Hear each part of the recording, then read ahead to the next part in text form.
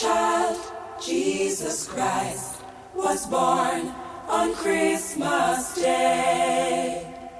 And man will live forevermore because of Christmas Day.